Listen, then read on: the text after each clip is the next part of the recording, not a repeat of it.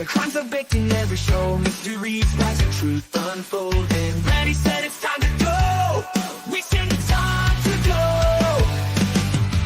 Whipping clues, battering news, mixing stories, solving the lies. In this kitchen, secrets are broken with a spark in our eyes. In the broken baker's kitchen, the secrets crumble like sunrise. We'll sift the clues to find the rules with a spark in our eyes. In broken rise, broken rise.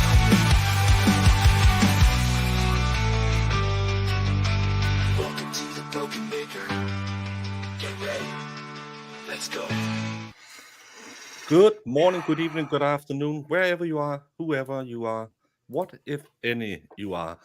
And welcome to this, probably not that long stream, but you know us. It could take hours. I hope we not. will- I gotta take a car to the dealership at us eventually. Well,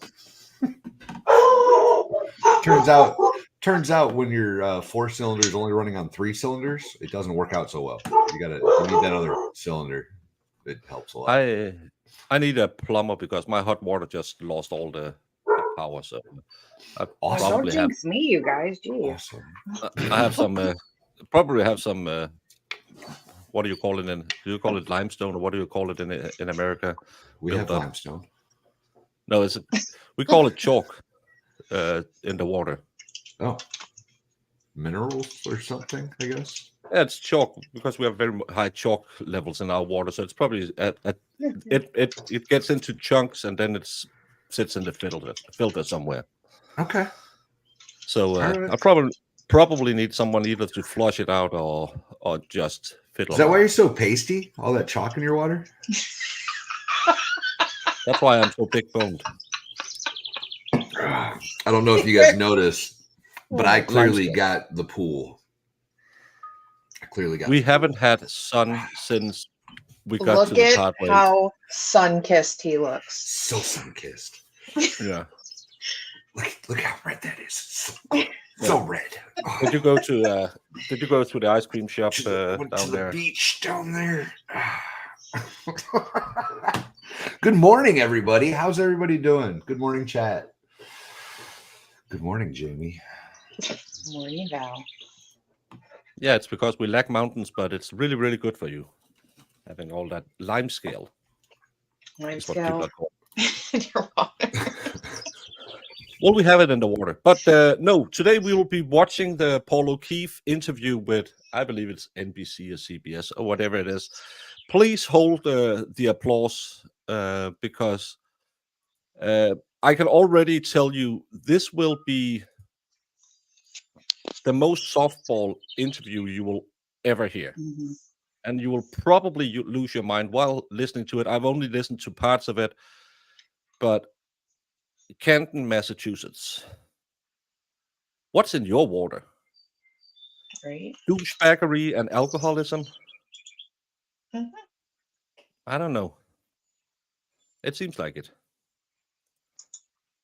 But anytime you need to butt in, please let me know. It's annoying to watch. Oh, maybe I should put some audio on. I mean, we're doing all right, hanging in there. It's been a long, painful I was muted. along with the mistrial that happened the other day. Obviously, it wasn't ideal, but if we have to do it again, we'll do it again. We're ready to go. Did you, prior to jury deliberations, ever think a mistrial was even possible? I kept everything was on the table, I guess, but obviously hoping and confident that we were going to get the conviction that we were looking for. So as far as a mistrial, yes, it's something we didn't want, obviously, but it's just a bump in the road. And like I said, we'll do it again. We'll do it as many times as we have to. You'll be back in court every day for another long trial. Absolutely. How are your parents? They're doing all right. That's more of my concern is that they have to go through this again. I mean, I'll do it 10 more times if I have to, but I hate the fact that they Why, have though? to go through this all again. Why do you want to go through it 10 more times? Imagine if the police that you will later be praising had done a good job, then you had to go through it one more time. Right. It's telling, right? It's telling that that he just wants this person guilty and will go to so far of an extreme to make sure it happens. Man, you open your eyes a little bit, buddy. Yeah. Yeah, and Spacey Stacy, I know everyone loves a good body language expert to tell you what happens. Unless you have watched hours upon hours of Paul O'Keefe, no one can tell you what he really means. You can look for those tells with the eye movements, but we don't know his baseline. So a body language expert can't tell you when he's lying and what he's thinking. Just, it's a heads up. There's a lot of people out there who always talk about, well, this body language expert, they don't necessarily know what they're talking about. It's a very, very specific science where you need to watch a person to establish a baseline to tell when he's lying, because he can just be this weird kind of guy all the time. Mm-hmm. That's why poker players try to hit their tells, because they play a lot with each other, so they can learn each other's baselines. That's why a new poker player can win over a seasoned vet. Just a reminder. We don't know where it's going to happen, when it's going to happen, but I mean, overall, they're doing okay. Mm-hmm. And they have John's kids now too, or your sister's kids. Yeah, so yeah, they're living in my brother's house in Canton. Raising my niece and nephew, who are 16 and 13. I wanted them to come down here and live with us, but my niece didn't want to leave Canton, didn't want to leave her friends, didn't want to leave her house, and kind of hard to force a kid who's been through as much as they've been through to kind of shake up their world, for, I guess, a third time. Yeah. I mean, can you just talk about Kaylee and Patrick? I mean, they, because we didn't put them on camera or anything, of course, during the trial, I had a lot of people ask me, like, what were they like? And they seemed like, for a reason, very, very strong kids. They're great kids. They're strong kids. They're resilient kids. They have every excuse in the world not to be good kids. My niece Kaylee, super strong. Nima, it's always nice to have different opinions as long as you have an open mind. So I hope you also, as my third favorite Swede, goes into this with an open mind. When asked if she wanted to testify, we told them they didn't have to, and she said absolutely she wants to. She wanted her voice heard, her story heard. Wanted people to listen to her. She felt like because she was, 14 at the time, that no one wanted to listen to her. So she was strong and insisted on doing it. And my nephew was, he wanted to support her. So he said, if she does it, I'll do it. So I'm proud of them both for doing what they did. Yeah. Yeah. They're really strong when they got on the stand. It was amazing. Do you feel comfortable telling me, just from all that you've learned over the last 2.5 years, like what you think happened that night? Oh, we know what happened. No, you don't. No, you don't. Jets, yeah, I got the same. The way the interviewer is sitting there listening and putting her hands under her legs, just not to be one of those body language experts that just dumped on. I don't know that she does these interviews very often or regularly. I think this is something new for her. I've seen her. She's like a news anchor. And I don't know that she's done something like this before. Her story, according to Turtle Boy, was she had a better relationship with John's ex-girlfriend, and that Karen and him argued. It was the most nothing burger both of those kids came in with. Didn't she also testify that she didn't believe Karen had access to the ring cams yes. Some, yeah. Yeah, both of them did. Both of them did. Yeah. The girl and the boy. They said they didn't either. I can't tell you about his life policies, but probably because it was suspected that he would take care of the kids. That's why he got his life policy. Well, it would either be because John doesn't have any kids of his own, so it would either be his brother or his parents, right? Yeah. Or the kids, but they're young still. Hey, Restless Mom, haven't seen you in a while. Thank you for coming in, and that was a hard language. I love it. We know that She's a biased witch. Johnny and Karen were arguing. It was kind of towards the end of their relationship. Things weren't well. Where do you know this from? Because you didn't testify to this, and neither did your wife. Yeah. They actually testified. Why didn't you say that on the stand that you knew this was in the end of their relationship? Yeah, he even said they had normal relationship arguments. He never testified that they were fighting and it was over. If I had to guess, that was put into his head by Lally. Yeah, listen, he was the second person testifying? Why didn't he say that they had a rocky relationship? He said they had a normal relationship. Because by the time he testified, that was the case. It was Lally after the fact. That's 2.5 years after their relationship. I'm aware. I fully believe that everyone said, oh, well, they feel sorry for him because of the narrative the Commonwealth gave him. I don't believe that at all. From this interview, it is completely, you will see that he completely made up his mind on his very own. Oh, yeah. And he's just trying to make all of this fit so that, I don't know, like he doesn't look like a fool. So, anyways, sorry, my opinion. No. And thank you for Melissa Joy for becoming a member. And Spacey Stacy is shouting out the other Spacey Stacy. $5 seems worth it. This channel is always entertaining. Thank you for getting us through this trial. Thank you for being here and helping us getting through it because it was a long trial. It sure was. It sure was. Yeah, and I don't know any of the rumors about the trust fund that Karen set up for the kids, if he had anything to do with it. Some people are claiming he built a patio for the money. I know he allegedly have John's car, the one we saw pictures of, but I thought he had John's house, but now he said that the niece couldn't move, so the parents must have the house. Yeah. But it's really hard.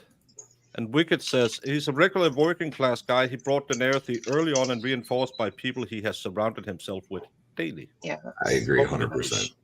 Pretty much it. You know, they were drinking and arguing and fighting and,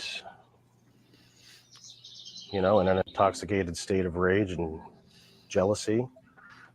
She just decided that she was going to do something about it. And jealousy. When? That's interesting. You know, put the car in reverse and ran him down and left him there to die. And we figured it out as soon as she left the house that day when she came over. See? We didn't talk to any investigators, police, nobody. See, that's a problem. My mother had said, do you think she has something to do with this? And I said, we're not going to think like that. Went outside to the driveway to look at her car, and her car was gone. It was a blizzard. Why? Of course her car was gone. She's going to leave her car there and walk in the blizzard? And I knew that they were going back to Dighton, which is a much further drive. Mm-hmm. So we put it together pretty quickly. What does that have to do with anything? Nothing. How does make that make sense? Guilt? Yeah. That doesn't show guilt in any way. Not even close. Yeah. It's, yeah. He said they figured it out very early on, but he didn't talk to anybody. So, but the car accident stuff wasn't even put in anybody's minds no one even knew. No, not till later that day, but he knew it before the police knew it. Nima, this is the thing. Why is he a fool for having his opinion? Because he just sat through the same 2 months of trial you, me, and everyone else sat through. Every piece of evidence points to he's wrong in his opinion. I know you won't change your mind, but don't claim we should open our minds because we looked at the evidence. The evidence in this case clearly shows no car hit John O'Keefe and John O'Keefe didn't hit Karen's SUV. You open your mind because Paul O'Keefe is too close-minded to listen to experts. He believes that scientific words like stuff and it just happened is the truth. Please, Nima, I know I love you because even for a sweet, you are semi-fun, but please open your mind. You saw all the evidence brought into this case. None of it points to Karen Reed. That drunken, jealous rage she was in, no evidence. That argument that they claimed they had in the car, no evidence. So you are the close-minded one because you won't listen to facts. You just believe what you were told 5 months before the trial started. The rest of us sat through 2 months of trials with no evidence of what you are claiming. Flat earthers, please go back and rewatch it. Flat earthers have an opinion. It's still a foolish opinion. It doesn't mean we have to accept their opinion as a respectful form of whatever. Like, flat earth. Everyone knows the world is resting on the back of a turtle. So, right. So if you want everyone else to have an open mind, start by opening your own. I'm willing to listen to all he has to say, but the thing that makes me angry is he is factually wrong. He won't listen to what expert told him, and that's why he will never have peace. And he will go back and tell the kids she did it, and they will never have peace. Ask you that next. So you took the words out of my mouth. It was like, when did you realize? It was literally that morning. Yeah, so I would say early afternoon when they came back to the house. You know, she wanted to come over and see the kids. Didn't really interact with them at all. Was there for probably a total of 30 minutes. Didn't say much or anything. And half of her time was upstairs gathering her things. So that's why she's guilty. Then my wife spoke to her on the phone on their way back to Dighton. And she told my wife that just have to remember the bad times. And I don't think I'm ever going to talk to you guys again. Was that phone call what made you sure of what had happened? Absolutely, yeah. We already, like I said, we put the pieces together on our own, and that just really solidified because of a vibe. You know, why would somebody say that? Why would someone say? So you picked the one person that wasn't there and blamed them. You're never going to talk to us and then stuck with it. Or why do you have to remember the bad times? Almost like justifying what you did. Right. How would you have expected her to act in that situation if she hadn't done something? Yeah. More sad, empathetic. You're not crying. You didn't cry the whole trial. Empathetic. But like I said, when she was at the house, she barely. And this is your brother. She was in shock, Debbie. Did anyone see him shed a tear the whole trial? Because I sure didn't, and I'm not seeing him cry now. So, what does that say about him? So he wanted her to cry at the house when she was over there that morning. Have you ever heard about shock? Yeah, again, I have. I mean, come on now. Jesus Christ! That's body language level of science right there. Well, who's to say she didn't cry the entire time she wasn't at the house, right? Exactly. Who's to say she wasn't bawling her eyes out at her parents' house, in the car on her way to the parents' house? You got a snap 30-minute picture of her reaction, and based off that, you're going to accuse her of homicide? That's insane. Yeah. And I mean, and just remember the bad times. Could just be a slip of the tongue. Could just be that she said, we have to remember the great times or good times. And then because she was in a heightened state of shock after being Section 12, after being allegedly thinking about unaliving herself. Then she and maybe that was to soothe herself too. Maybe she thought, if I think of the bad times, I won't cry. I don't know. I mean, in my head, when my dad died, I said all kinds of horrible stuff. Like it didn't even make sense. Some of the stuff I was saying when my dad died. No, and again, what about the PO they put on her? So she couldn't attend the funeral because the other side has been, she didn't even go to the funeral. No, because the family put a PO on her, so she couldn't. That's a condition of her bail, is she can't have any contact with the family. She couldn't go to the funeral. Wanted to be there for the kids. My nephew came home. My niece was already home by the time she got there and her family arrived. And I sat down, my nephew in the other room, she sat right next to him. I explained to him that JJ's, something happened and he's no longer with us. She didn't say a word. And right after that, she went upstairs and started gathering her belongings. And the next thing you know, they were gone. Oh my God. Kimmy, which juror spoke? Yeah. And Mickey, thank you for the super chat. We will have to listen to that in the end. Did anyone hear he or any O'Keefe walked over and hugged her at the hospital? Why would she want to stay? Yeah, someone blew her a kiss. That was this guy. What did that mean? Yeah, he couldn't even talk to her. So how do you how do you not feel it's probably I couldn't even imagine. She's sitting there not able to communicate with any of them. They're not showing her any love. The first thing that I would do would be to get out of there and go find people that I can lean on personally. Yeah. Yeah. And she was just detained for Section 12. I would go too. And she didn't live there. So if she went and got her stuff, like how does that make her a bad person? It sure doesn't. And then she calls the sister after being told she's being framed for the murder. I would probably say we're probably not going to see each other in a long time. Yeah. It's strange behavior. Very strange. Yep. When did the whole narrative of her version of events become known to you? Well, if you remember her first arraignment in Stoughton District Court, her attorney, David Unetti, had said this is a tragic accident. His client had no criminal intent. Mm-hmm. And then, fast forward to, I guess, when Alan Jackson came on board. And, they teamed up with a blogger to get their story that they concocted and put together. And where's the proof of that? And people are only hearing one side of the story and coming to conclusion. No, people are not hearing one side of the story, numbnuts. You just had 30 days in court where you told your side of the story. The story is it snowed. Yeah. We saw the evidence. Quit acting like, because if something needed to be presented, it would have been presented in court. And if you're sitting here in an interview right now saying, now I need to speak about all these things that will prove her guilt. Well, we didn't see it, did we? So, no. Conclusions before actual evidence in the trial had actually begun.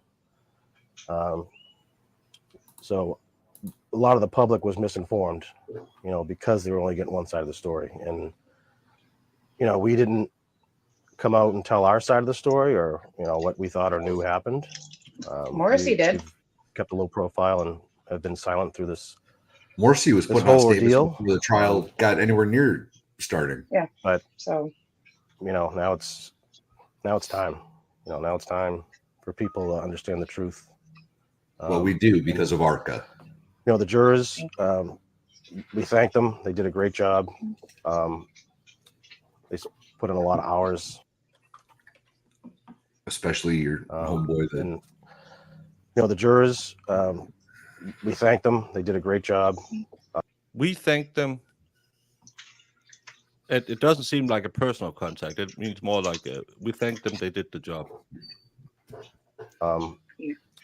They put in a lot of hours, paid a lot of attention, worked hard. Unfortunately, they weren't able to come to, a consensus because as far as the verdict goes. But, that's what reasonable doubt looks like. Hopefully, the jury that we get for the second time around will, we'll see things more clearly. So, Virginia Little again. And the rumor that 10 of 12, 6 of 6, 4 of 20, no one has talked to any jurors. It's all rumors. I can tell you that my very credible sources said 11 was for not guilty, and they wanted to frame Higgins instead. I have very, very close confidential sources I can't tell you about, but it's 100% true that in the jury room, 11 people were not guilty and wanted to press charges against Higgins. And through just that, remember that lie when everyone else tells you that they have very special connections. No one knows. The jury hasn't spoken. I would even think that Bev might have told them in the jury room that because of the high profile of the case, we can't tell you not to speak to the press, but maybe consider it because we have a pre-trial motion coming up the 22nd of July. Just so I'm clear, you think this all started when Alan Jackson showed up, and Karen, throughout the course of this trial, you think she knows what she did? She knows exactly what she did, and she's trying to buy and lie her way out of this. Refusing to take accountability for her actions. How dare her for hiring a lawyer? Blaming innocent people. How dare her? Yeah, talk to me about that. I mean, because the thing is, it the story on the defense's side is not just, oh, she didn't do it. It's she didn't do it, and all these other people did. Yeah, I mean, she's pointing the finger at everybody. Everyone's lying except for her, according to her. Well, no, we had proven that most of you lied. Witnesses, testify. It's been proven that they lied. Sorry, testify. Factual. And according to them, they're all lying and they're not credible. And no, according to science, according to proof, according to evidence, they're all lying. Yeah. I think the only people who weren't lying were you, your wife, and the Kolyakakis. The rest of them have changed their story. That's normally an indication that someone altered their memory. Oh, there was that one Dighton police officer that seemed like he was telling the truth too. Yeah. Okay. Yeah. Sorry. I forgot about him. Yeah. Which, I mean, there's first responders. You mean that were just the doing friend of what's her name, Katie McAlbert? You remember all the first responders that didn't write a report? All they did was pick up the phone and help because she was asking for help. And according to them, the only one telling the truth is her. Right. So I don't even know what to call them. We have a variety of names. The pink people.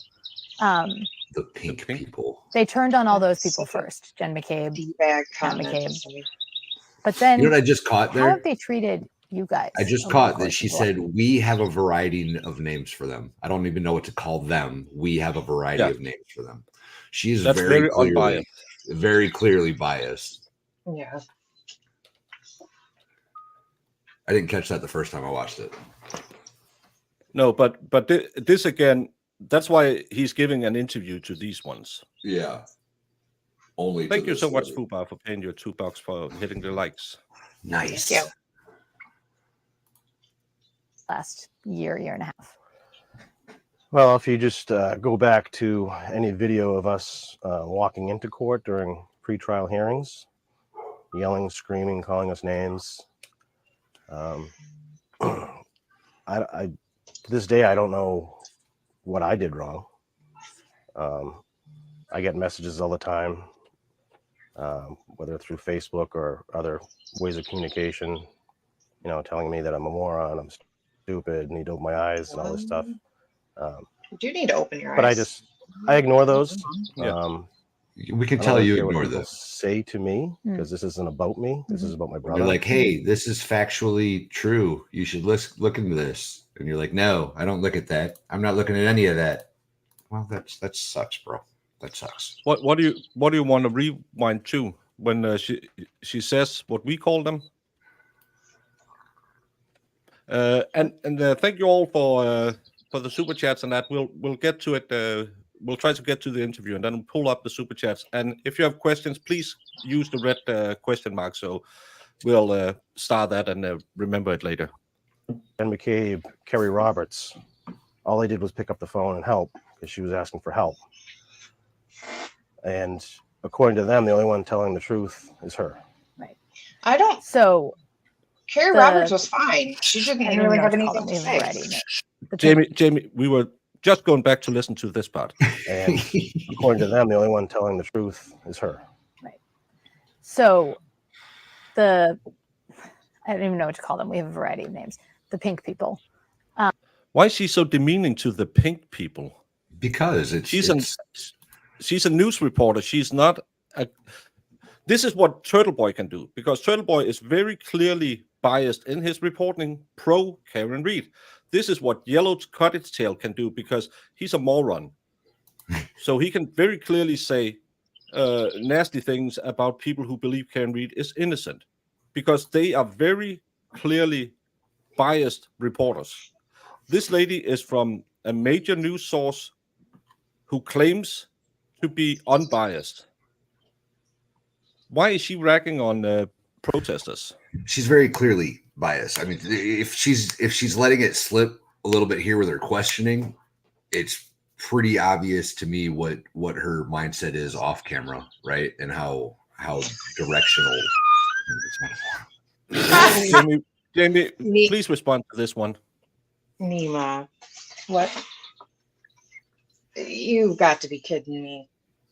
I have no words. You've got to be kidding me. I don't even know what to say to you. Kevin changed his theory 3 times at least during the trial. He made a rendition with a wrong car, the wrong side of the head, against what the state claimed. Nima, I know you're a good person, but you really, really have the wrong friends.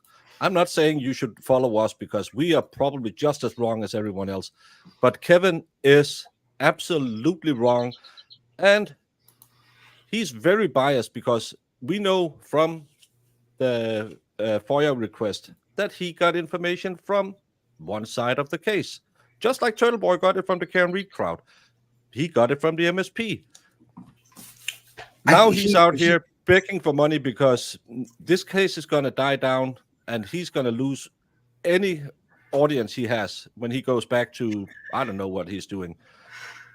Kevin is, if he's not stupid, he's playing a role that seems very stupid. I don't know if he's stupid or if he's pretending to be stupid. They turned on all those people first, Jen McCabe, Matt McCabe. But then how have they treated you guys over the course of the last year?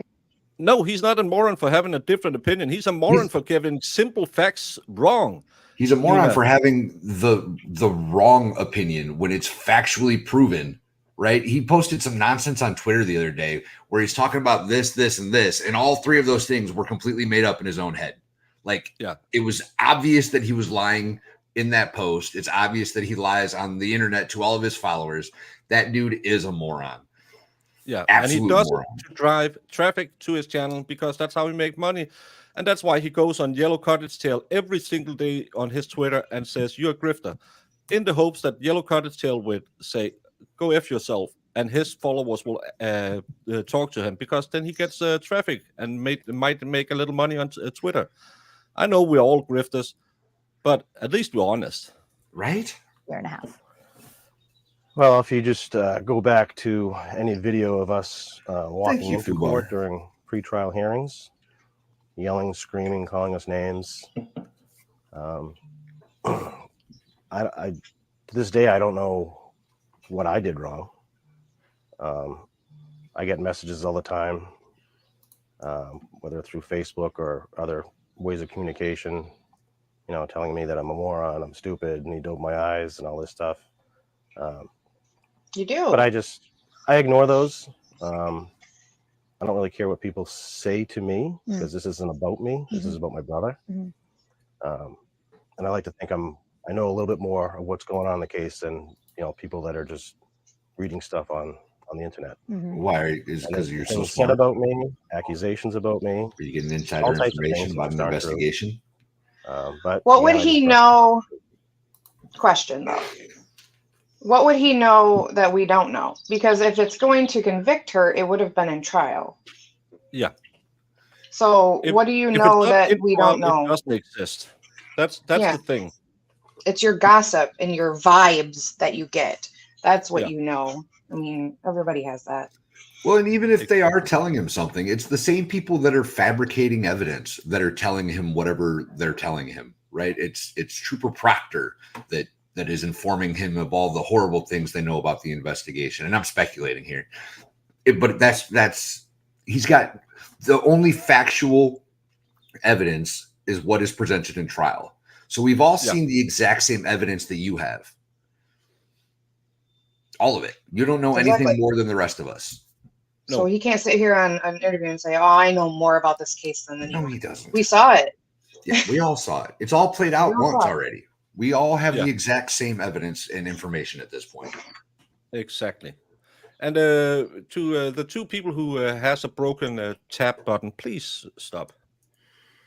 This isn't about me. So if these people buy into this big conspiracy, right, that Brian Albert's a murderer or whoever, okay, if they buy into that, why are they turning on you guys? Has that ever made sense to you? Because we don't believe in a crazy conspiracy theory that. Oh, there's the bingo word. I mean, we know these people. I mean, Jen McCabe has been a family friend of ours. She was friends with my sister. We've known her for over 10 years. She was very helpful with, and you know, think picking for a Kaylee second up to that and she would fro. protect When your brother over her own family? You're out of your mind. Kerry Roberts, we've known for a very, very long time, right? And at the time, she didn't really know Jen McCabe or any of the McCabes. Well, she does now, and Jen her got in her testimony head. corroborated everything that Jen said, and the defense No, it didn't. No, it didn't. was scared of her No, it and didn't. didn't even want to ask her any questions. They just wanted her off the stand. They were not scared of her. She had nothing to offer. I guess the negative or hate that's directed towards me, mostly me and my mother, is because we support these people who are murderers being falsely accused of something they didn't do, right? And their lives have been turned upside down and partially ruined. You know, Colin Albert, who was a 17-year-old kid at the time, his life has been turned upside down and ruined. I've gotten to know the Albert.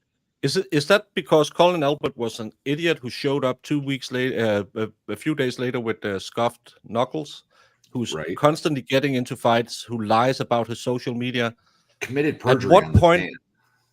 At what point do you have to stop being blind and just say, maybe I'm riding the wrong horse? Maybe I need to look at the, like step back from this a bit. Yeah. Yeah. It's through all this, and they're all good people.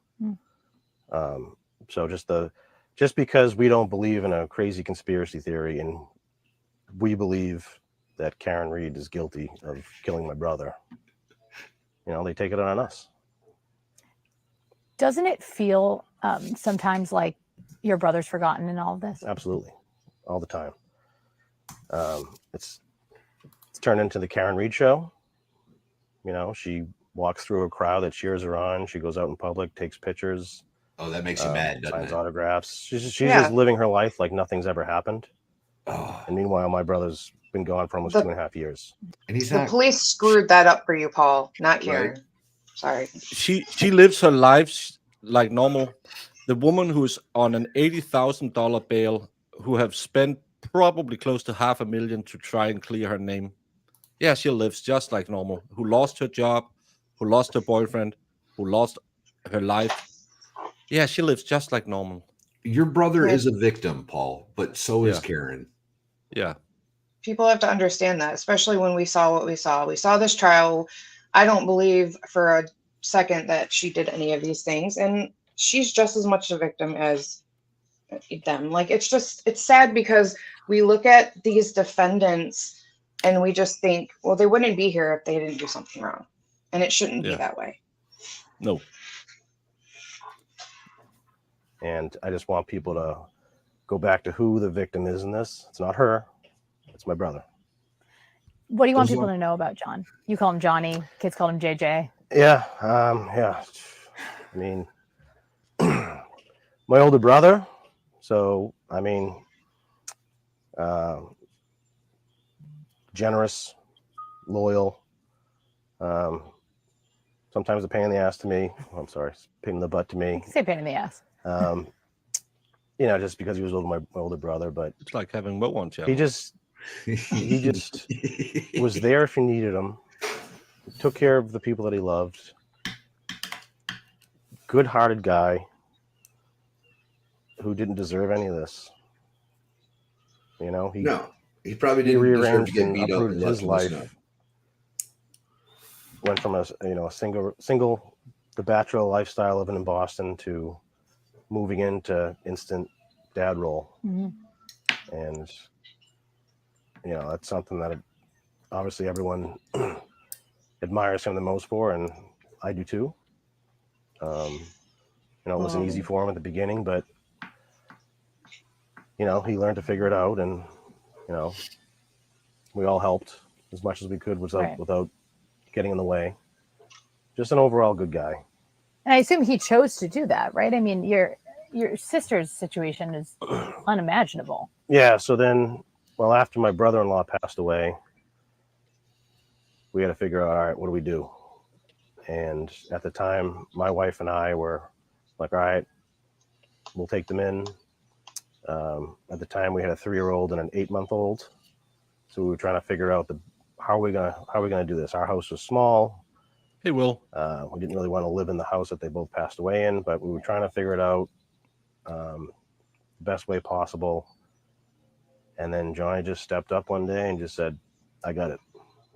Wow. And then pretty much moved in the next day and took it from there for 8 years. So there's a reason that's why so many people describe that that's what they admired about him.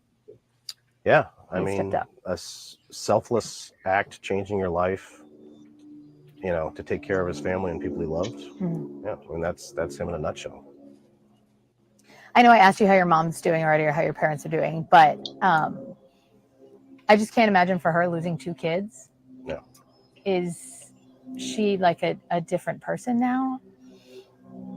She's a strong woman. I'll give her that. Yeah. Yeah, it's unimaginable, What's up, buddy? just to lose them Hey, Claire. in the ways that she did. My sister suffering for 5.5 months with brain cancer. Yeah.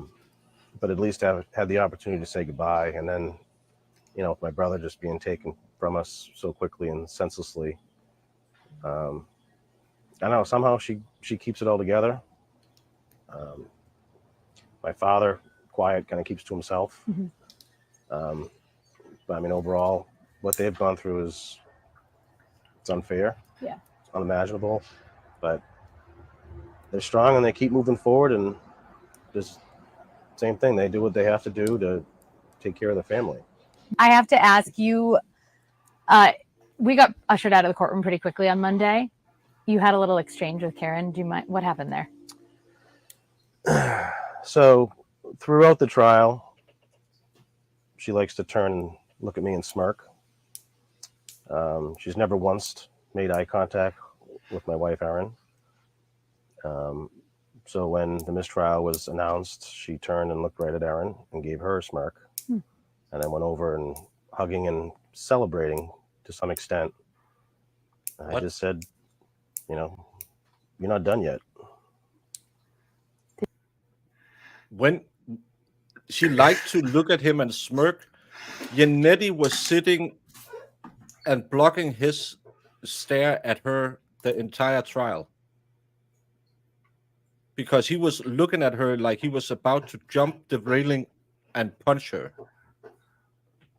He was sitting about 4 feet away from her, staring at her the entire time,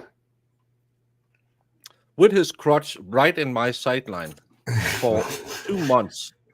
I know more about his crotchular area than I know of my own. I'm not going to say. And now he claims that he was allowed to threaten her because she was smirking at him. Because she celebrated not going to prison. What a terrible thing. She hugged her parents. What a dick. Yeah. I know we talked about, respect. He lost a brother and stuff like that, but he's really, really hard to respect. Did she say something back? No, but I mean, it was an emotional day, emotional moment, being in that courtroom, sitting so closely. And that's something that she wanted. Yeah. Can you talk about that? No, that absolutely was nothing she wanted. They wanted the jury to be able to see the witness box. She didn't want it to be that close. Yeah, that was so irritating to me. She wanted this. Yeah, because they couldn't see the witnesses' heads or faces. Yeah. God forbid. It's like the lesser of two evils, that courtroom, right? So you either got to pick the juicy dog turd or the dried up dog turd. Well, I guess if I'm gonna eat a dog turd sandwich, let's just do the dry one and get it over with. Oh God. Yeah, because 3 like witnesses couldn't see the witness stand, or 3 jurors couldn't see the witness stand, so they moved. That's not something she asked for, sitting in that small room. Jesus. Yeah, she didn't say, "Hey, please put me as close to Paul as possible because I really want to just smirk at him the whole time." It's is there any evidence of Karen smirking at Paul or the Keith? The media would have been all over it. It would have been made headlines. That never happened. It was Paul gawking at Karen every day. Yeah, to the extent that Janetti constantly was sitting like this to block off his view. And talking about not blocking a view. Hey, Clara. What's Hey, up? Blair. What's going on, man? How's Hey, it buddy. going, guys? This is ridiculous. Yeah, it's a little rough. I went over it, I think the day before yesterday. It's pretty crazy. As long as he hits all the buzzwords, the conspiracy theory, that's the one he really likes. Well, that's what I'm so surprised by is, I mean, I don't know if I'm surprised is the right word. I can't say I'm surprised, but disappointed would be the word, I think, because, you know, I spent a lot of time defending this guy, and only in the sense that, like, you know, I just don't think it's okay to just attack families of victims, you know, and then, you know, but the problem with this particular family member of a victim is that he sounds like he's like he's just fluffing up everyone who is culpable in all this. And, you know, I mean, I understand if he thinks that Karen Reed is guilty because of, you know, he trusts law enforcement and he's just naive and he feels like, well, they're the professionals, because that happens. And I can't blame anybody for that, you know, but at this point, it's fair to criticize him, I think, simply because of all the information that's made so available, and not only made so available, it's beyond in your face. You know, it's not only available, it's how can you miss it? You know what I mean? At this point. So it's like he's willfully ignoring it. And then now we're also hearing what sounds like he's just a mouthpiece for Michael Morrissey's office in the McAlberts. It's insane. That was going to bring that up. And now with this interview, he's bringing himself to the forefront of this conversation. And, you know, this isn't us doing it. This is him doing it at this point. Right. Yeah. It sounds like to me, because at some point in this interview, it sounds like he's trying to rally up support outside of that courthouse to counter protest the support for Karen Reed. That's exactly what he's doing. And it's really, it's not something that you would normally see from a family member of a victim in a true crime case. You know, it's just not normally something you see. They usually keep to themselves. They usually say, we don't want anything to do with any of the madness and blah, blah, blah. But this is highly suspect. Yeah, I agree. And how he's misstating the facts. I don't know if you caught that when he said, "Oh, their relationship were going bad." Both him and his wife was saying it was a normal relationship with normal. Well, a lot's changed in the last 2 months, Baker. He's been told now where he was wrong by the Commonwealth. Well, he's talking about how they were just fighting all night, and then she went to a jealous rage. Well, you didn't say that on the stand. Right. You weren't talking about that on the stand. Yeah, it's very strange that he didn't address any of this on the stand, and I wonder if that was either Lally's strategy in his own weird, horrible lawyering way, to have him up there and maybe make him look like, oh well, he has no ill will towards Karen Reed, you know, and make it look like that to the jury. If that maybe was his strategy, like, oh, he loves Karen Reed. He has no reason to say anything negative about Karen Reed. But but at the same time, if that were the case, then why didn't he ask him any questions in regards to anything that makes her look guilty either? You know? So for sure. I mean, it's really bizarre. Yeah, and it's just, and again, this is a fluff piece. I know that, but still, you sat through the same 2 months of trial we did, and nothing was presented anywhere near credibility from Lally. His own expert says if I had done the math would have said the car wasn't traveling fast enough to send Paul to that spot on the lawn. That's what he said when he said that would highly underestimate the speed of the vehicle. That meant my math was wrong, but he didn't say it. And Lally really fast went on from that part. It's how can you sit here and claim, oh, we did so much, we really wanted to figure out who did it. No, because we knew when Karen came over for those 30 minutes after she's been hospitalized, after she's been that the police that her boyfriend died, she was acting weird and she was driving in her car to her parents' house. That's when we knew she did it. Yeah. Or what was it when Morrissey told you they had video of her doing it that you started believing it? It's funny that video never showed up. Well, he specifically said he didn't talk to cops or anything, that they just knew that she had did it. Yeah. So weird. I mean, the courtroom switch, we know all the legal reasons why it happened, but you guys were like arm's length from her for the entire trial. Yep. I guess after a while, you just got used to it, but yeah, showing up every day, sitting that close. No, you intentionally sat in that seat. My brother away from us. Yeah. Yeah. It was not easy. It took a lot. There was times where there was available seating elsewhere, and you chose to stay exactly in that again, seat the entire trial. He has total discretion. He has total discretion over where he seats in that area, in that part of the courtroom. Like that's the area for the family to sit, and they decide who's going to sit where.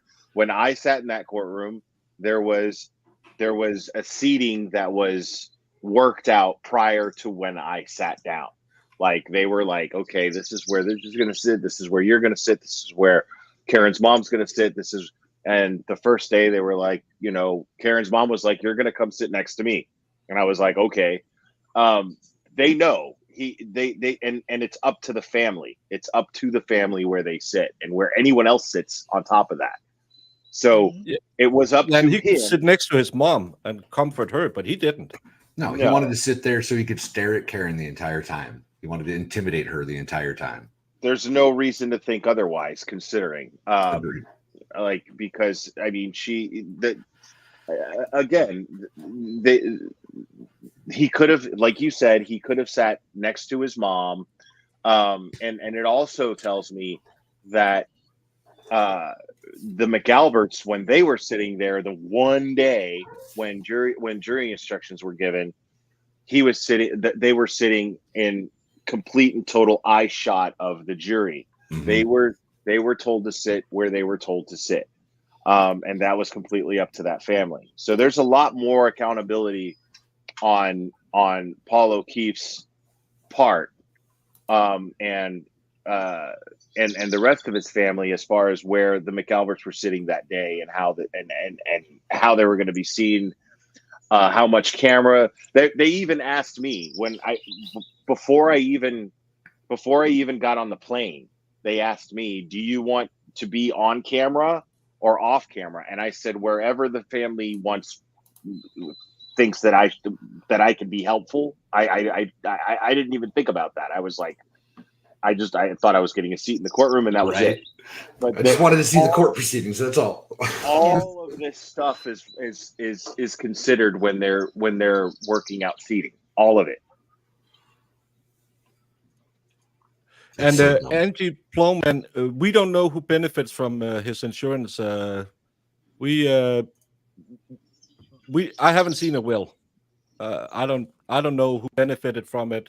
I've heard tons of rumors about who owns the house, who got the car, but again, he's an unmarried man with no kids, and if he didn't write a will, the money would most likely either go in a closed account for the kids or to his next of kin, which would be his parents. Yeah. So that's how I. I don't know. We'll have to we'll have to see the will before we know where the money went. What does my sources say about the juror's letter saying some were for guilty and some were for not guilty? Some means more than one. I am for not guilty, due for reasonable.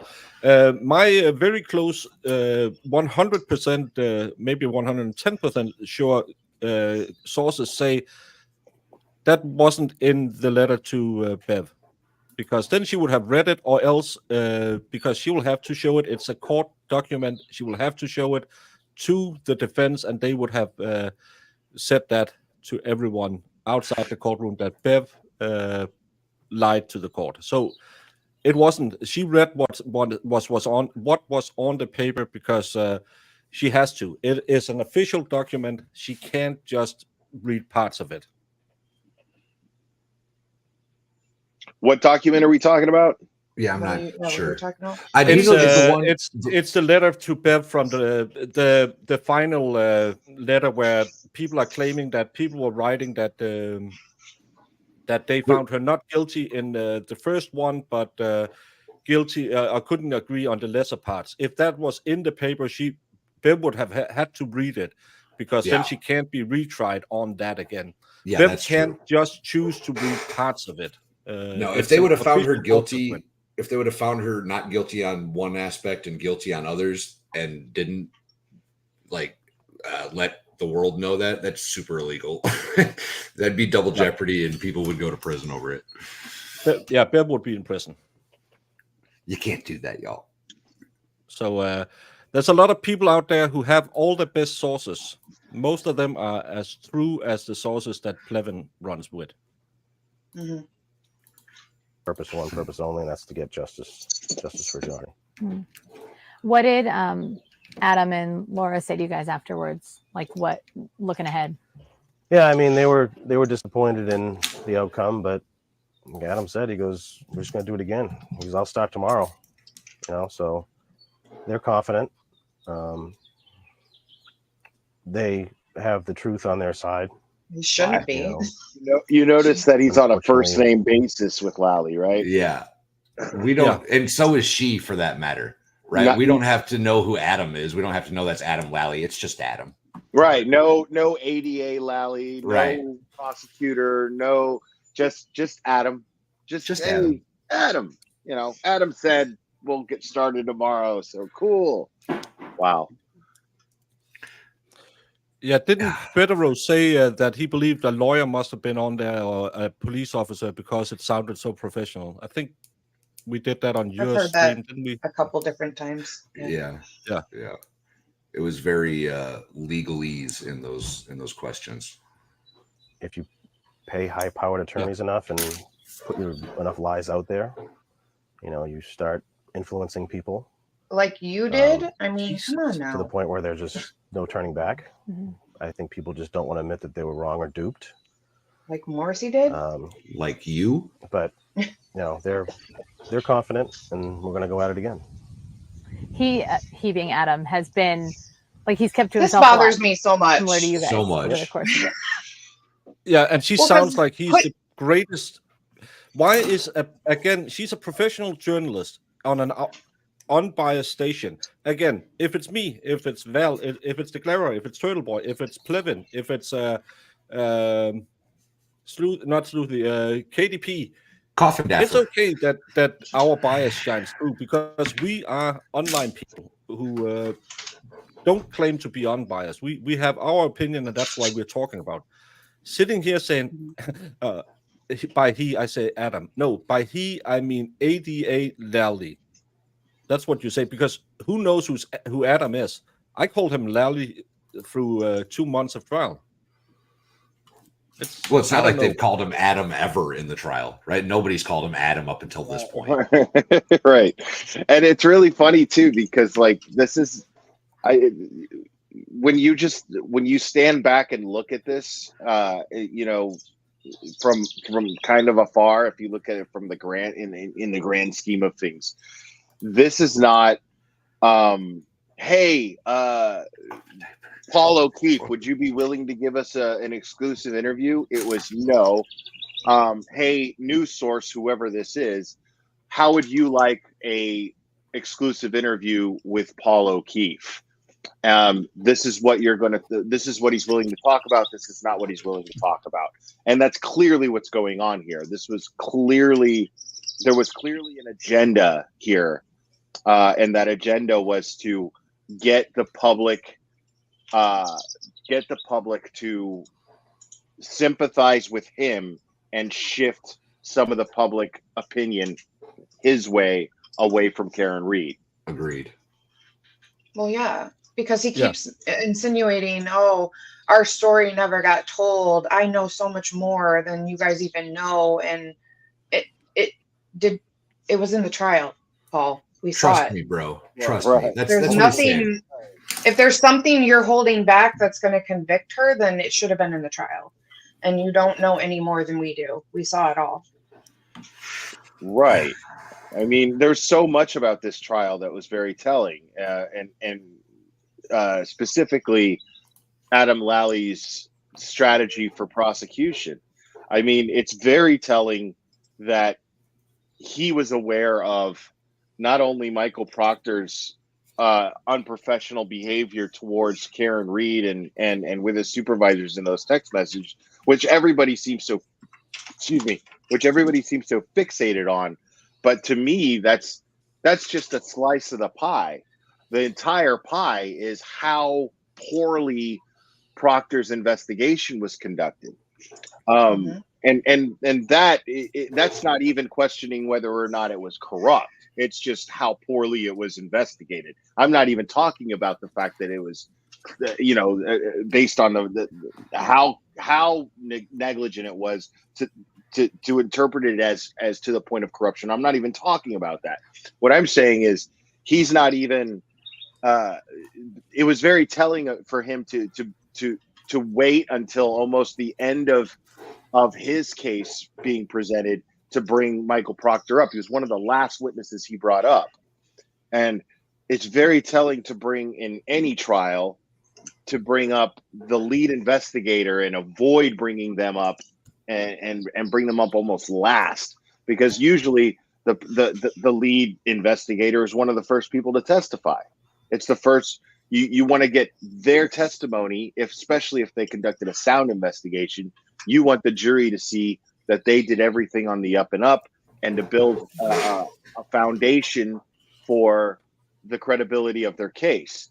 But since there is no credibility for their case, and there is no way to build a foundation for the credibility of their case, they waited till the very end because they knew all of the foul stuff that Proctor did was going to come out.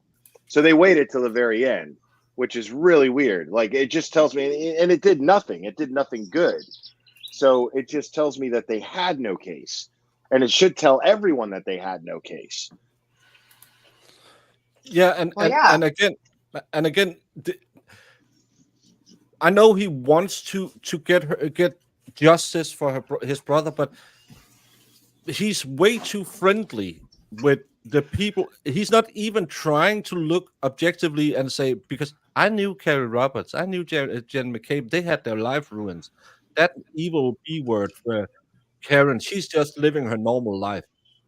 But brother, where's the proof of any of what you're claiming?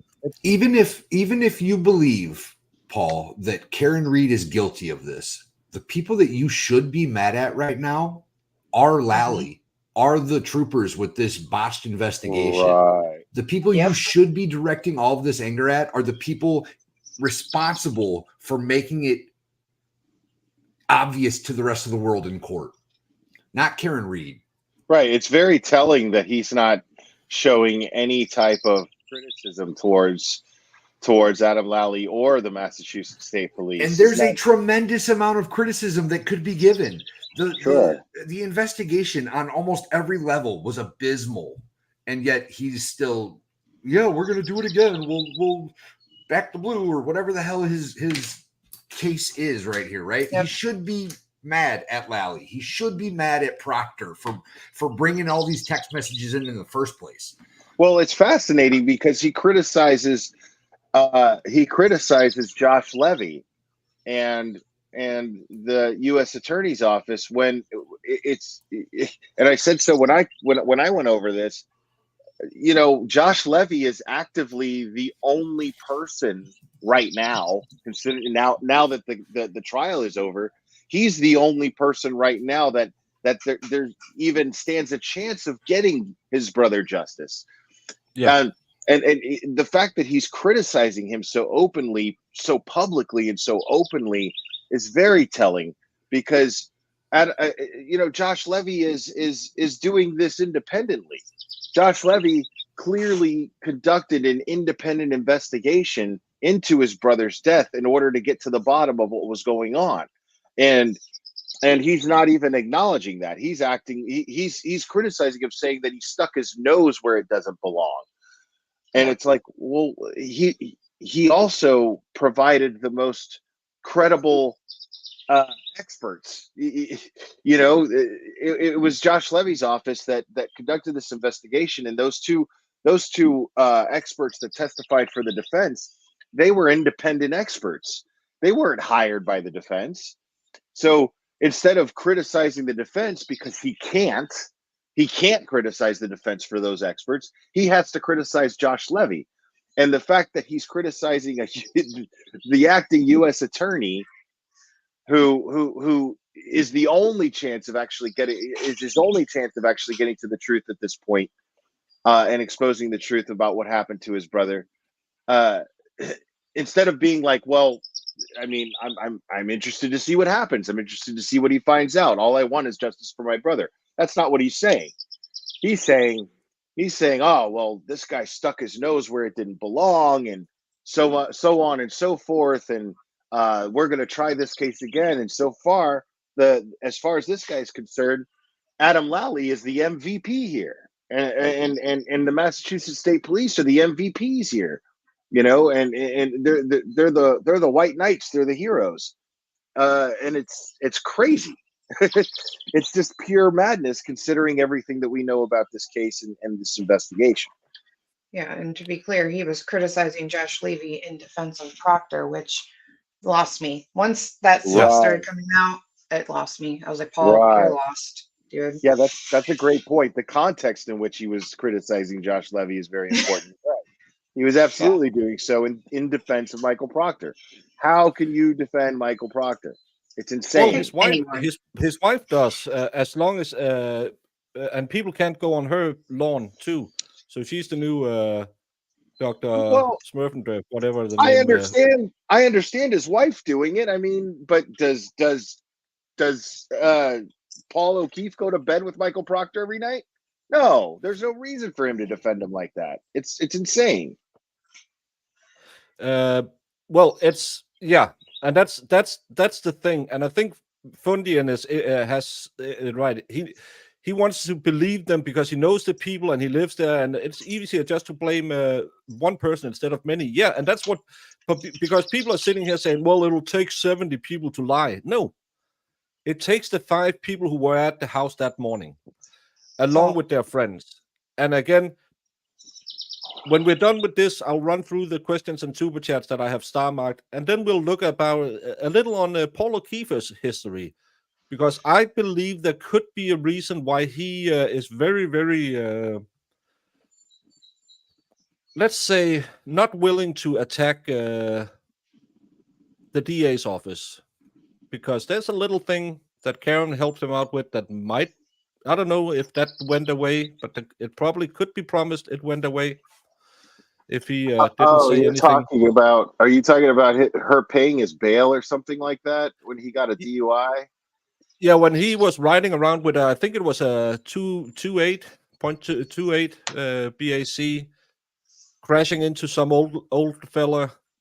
That I don't think that went that far. Did the DA's office maybe promise him things could disappear if he? I don't know. It's just another conspiracy. This is just this is ridiculous. But what if?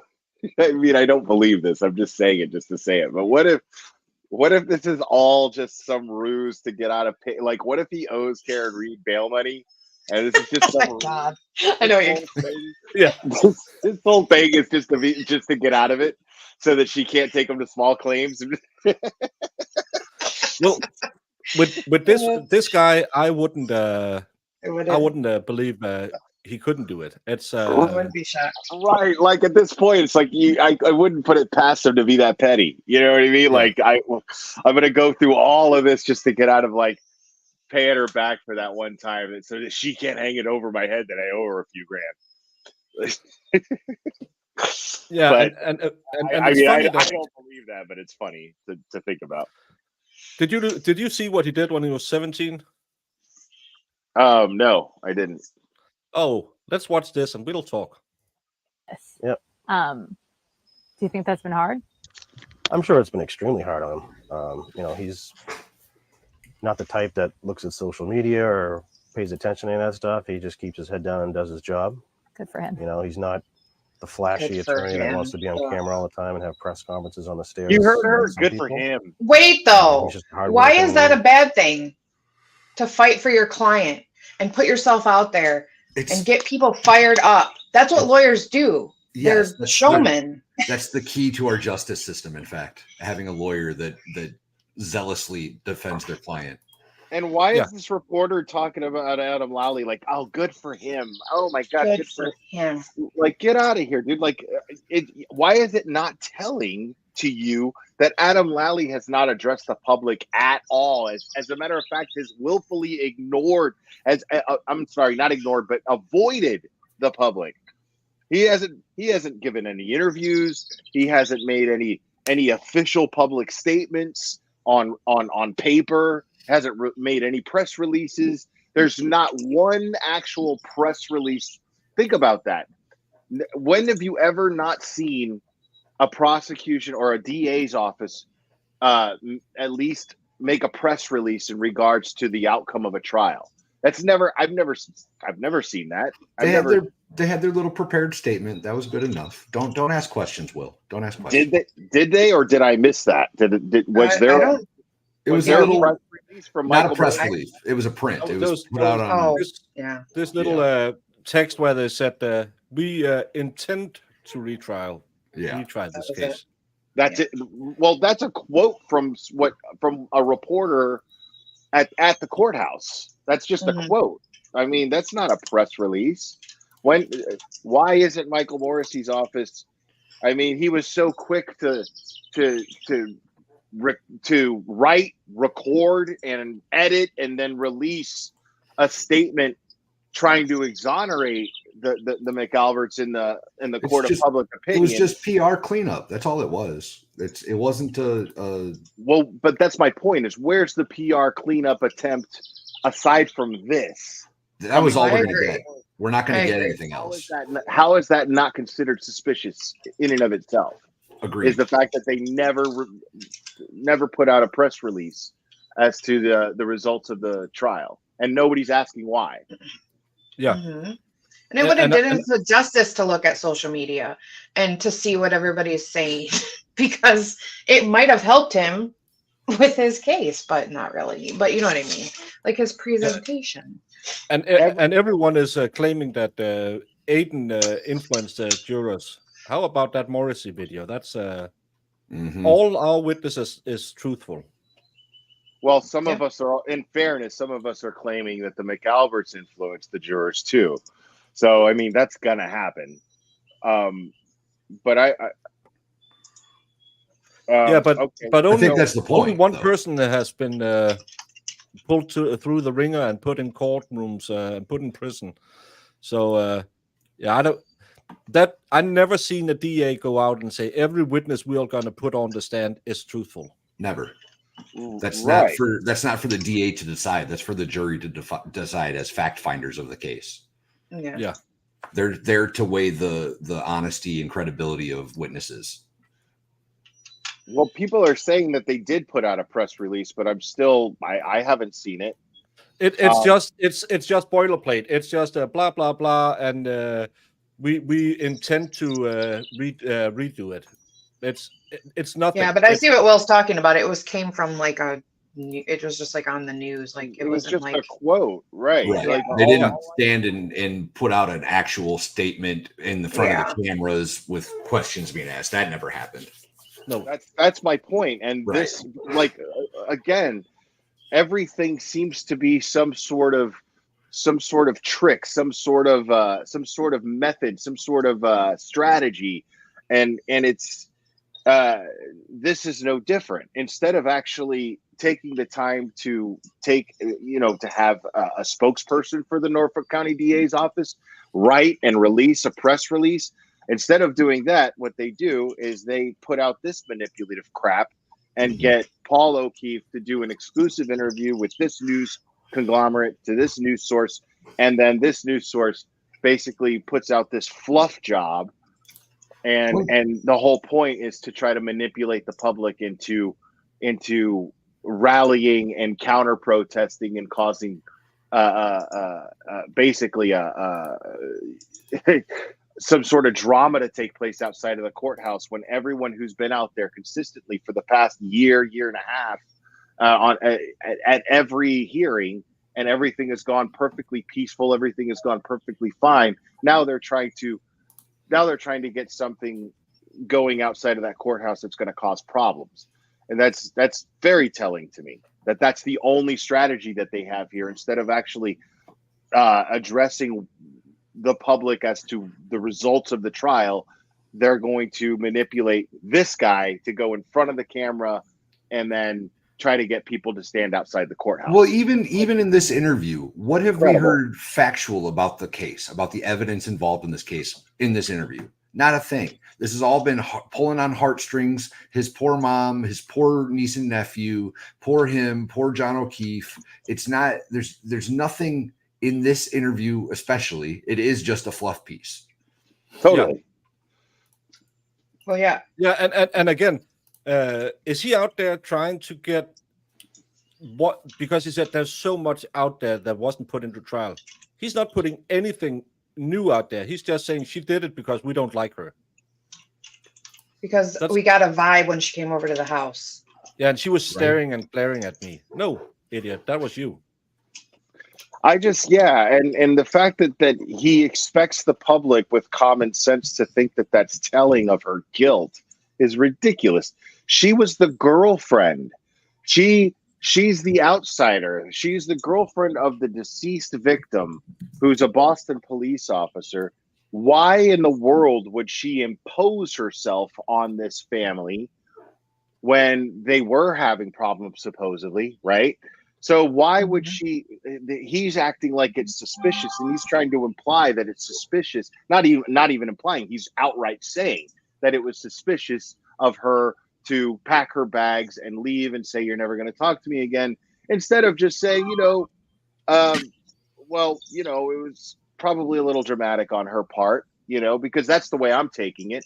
Why would she do that? Why wouldn't she? I feel like what she was doing was the way he's describing.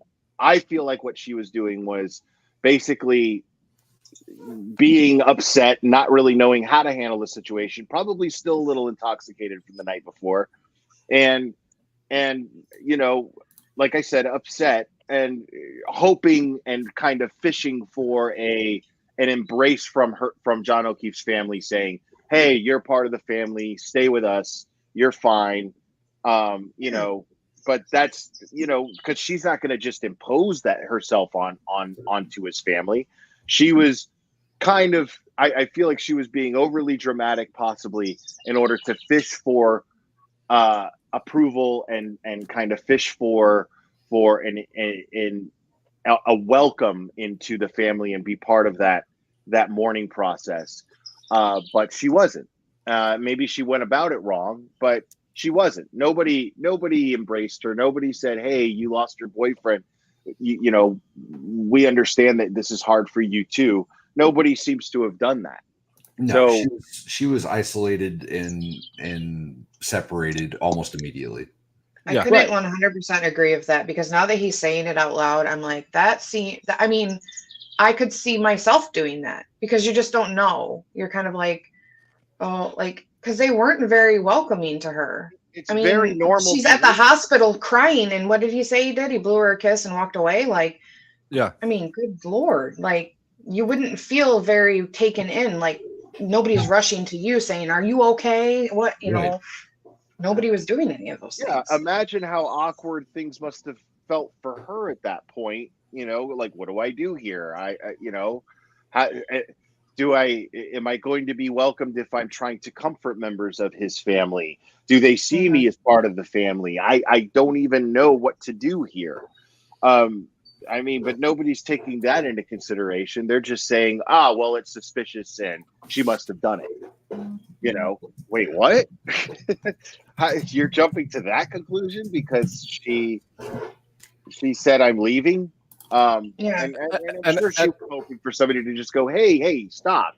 What are you doing? You're being a little dramatic. Like, chill out, just hang out with us and we'll get through this together. Nobody did that. And again, as Brandon said earlier, she had just been through all of that. She's just been Section 12. She might have been a little bit self-unaliving mode. It's and we know from her text she was. Let's be honest. She's a dramatic girl.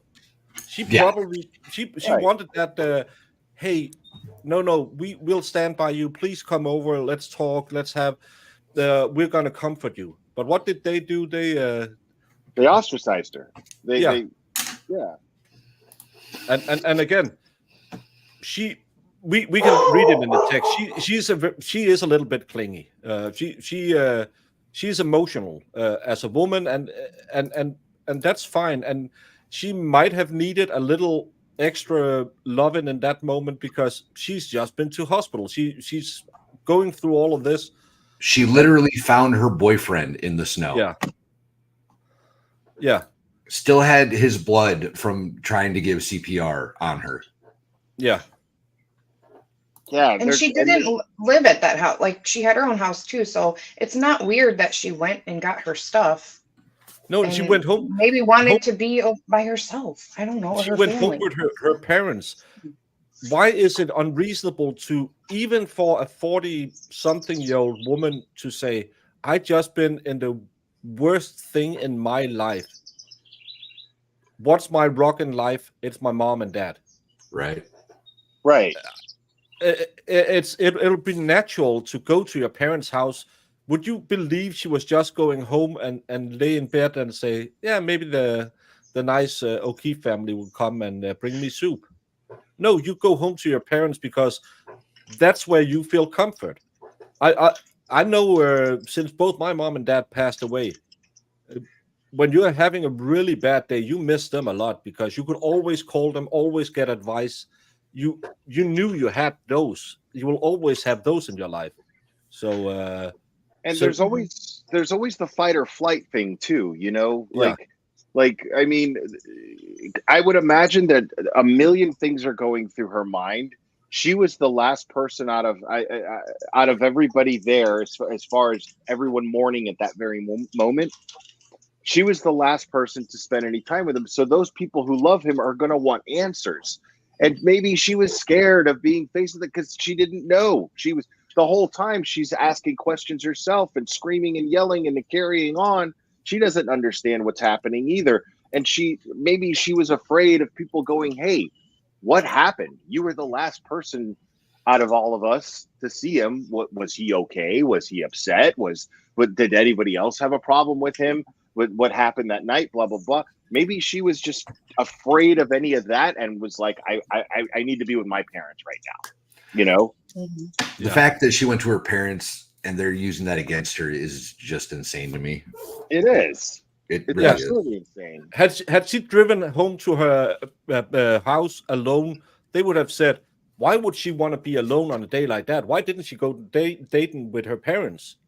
It's the classic, in a courtroom, everything you do is the wrong thing. Yep. If she had stayed at the house, she was there to try to influence the family. Yep. Oh, she stayed there to convince everybody that she was innocent and she wanted to keep tabs on the information that was coming in at the time. She should have went to her parents. She should have gone somewhere where she was safe and accepted, not here where she was manipulative and hostile. It would have been wrong no matter what she did. Agreed. Right. I was just gonna. Baker. I was just gonna say something very similar to that too. And Valhalla, you're right on the money. I feel like, if you've covered other crime case, I know you guys have. You can never say the right thing. There's Never. always people who are going to side eye anything you do, how you react. Everybody's always suspicious in their behavior because nobody ever reacts the textbook way, when there is no textbook way to react when you're dealing with the loss of somebody close to you initially. There's no proper way to act. So the public is going to look at what he's saying and go, oh my God, that is suspicious. Of course, and especially since she was on trial for his murder. But forget all the evidence. Let's just forget everything that was brought up in court. Forget all of the exculpatory evidence that was presented. Forget everything that the jury didn't even get to hear that was brought up in pretrial. Forget all that stuff. Let's just focus on what he's saying as far as her behavior that day and base everything on that and judge Karen Reed's guilt or innocence based on that. It's insane. It's insane. It's insane that he's also riding that train. Like, he said, like, how can you honestly sit there and say that anybody cared about your brother in the instance of the police and things like that? Like, nobody was investigating this. The evidence wasn't there. His injuries, the engineers, they told you everything you need to know, Paul. And he's still just... But he's just as close-minded as KDP and all of those, because they just want this to be true because they have invested so much in it. But let's get to the end of it because Valhalla needs to go soon. Yeah, I got the car thing to do. I guess nose to the grindstone kind of guy and just does his job. Did he say nose to the grindstone? Very difficult job. It's ear guy. Come on. But he's never once really complained about it, to us anyway. Yeah. And I know it's hard on him. I know it's hard on Laura. I know it's been hard. I've always heard nose to the grindstone. Everyone who's been involved. I've never heard that, but maybe I'm wrong. But everyone's determined that we're just going to do it again. Has your circle of like the people who support you guys, has it grown? Has it gotten smaller over the course of all the noise outside of this? So for me personally, I've kept my circle smaller. People that you were friends with or haven't seen in a while, you just don't know where their mind's at, what they believe. So we've been forced to become very kind of like defensive, not as outgoing as we normally would be. But I think recently I think we're gaining some more support. I think people have been afraid, to show up to court and I guess counter protest to the people that are outside. I think people have been in fear. But I don't want to say anything, but did KDP get a little check to want justice, rally the wrenches? I'm sure. Influence of social media and public perception based off of lies to. Meme Copium just rated me. Thanks, Meme. Appreciate you, brother. People to show up with. We'll take all the support we can get. Yeah, no, we're not going to turn anybody away. I mean, every time we go to court, we're kind of portrayed as the bad guys. Yeah. And at the end of the day, it's we lost a loved one. Because it was such a shit show before, right? It was so bad. It was vilified for that there were people outside the courtroom. But now let's get more people out there. On that note, was it hard for you at all? I mean, there were certainly some moments in the case where there were weak spots exposed, right? Like I think about the solo cups and Trooper Proctor, who now is facing job consequences as a result of this. What was it like for you to listen to those moments that weren't necessarily benefiting the state's case? Well, as far as at the very early stages, I mean, a crime scene during a blizzard can't be an easy thing to navigate. And yet, people do it all the time. They found evidence. They found a sneaker. They found pieces of taillight. Obviously, you're not going to see everything under a couple feet of snow. So I think they improvised the best they could. Every investigation is going to be kind of scrutinized to some degree. But they did what they had to do with what they had, and with the weather conditions being what they were, they just, like I said, had to improvise and do the best they could. As far as Michael Proctor's comments, I mean, he even said too they were unprofessional, which we agree with. But you know, this guy, his life's been ruined. You know. Yeah, because poor Proctor, getting personal cell phone is something that should never have happened. Josh Levy should never have been intervened in this. An FBI investigation. This is where he totally lost me. You cherry-picked evidence that was, or pieces of discovery that was. How dare the FBI stick their nose in our criminal investigation? How dare them? Oh my God! How dare we get more help to get to the truth? Let's just listen to this part, because this is a lie. This is amazing. An FBI investigation was launched due to cherry-picked evidence that was, or pieces of discovery that was only provided by the defense. Like, not true. That's the FBI. Even if someone goes to them and say, "I think you should look at this," they don't say, "Hey, Yannetti, just give me the evidence you think I should look at." Yeah, because feds do that a lot. Hey, defense attorney, tell me where to investigate, please. That happens all the time. Right. This is ridiculous. This is again something Lally told him, or Morrissey told him, said, "Hey, yeah, we don't know why they looked into it, because it must be because Yannetti just dumped 5 pieces of evidence." No, it's because your guy was such a bad investigator. If there was, because you have so much corruption running through the MSP. If there was a single part of this entire interview that led me to believe that Lally and the McAlbert clan, that whole group of people, is feeding him bullshit, it was this line. That line right there. Yeah. Because there's no way. You have to be an absolute moron to believe that a defense attorney is going to hand the FBI a couple pieces of information and they're going to start a 2-year investigation over it just based on a defense attorney's word. And the FBI were just foot soldiers. Like, it's the Department of Justice. It's the U.S. Attorney's Office who's digging for the truth. They just use the FBI as the investigators because those are the investigators that they use to get. I mean, so for him to sit here and say that they're just cherry picking and there's some conspiracy, some federal conspiracy against Michael Morrissey's office is asimine. It's ridiculous. Completely and that's crazy. What he's implying right here. Completely crazy. He's not implying. He's all out saying it. Yeah, and as LDI is saying here, well, the DA could just have turned over all the other evidence. That's not. But also, didn't the FBI find evidence that the defense didn't have? I mean, yeah. So it's not like they handed it over to him. The only reason that we know about Proctor's text is because of the FBI. Yeah. It's Jesus and a lot of other stuff. This is pretty unprecedented. To not even speak to the. It would be unprecedented. It's not true. Speak to the Mass Police to see what they have for discovery and evidence. It's because they're looking into their practices. Himself in that what? way, Paul, what are you talking about, dude? You know, shadow of doubt on the investigation. So I think he has a lot of questions that need to be answered. Yeah. Do you get updates on that?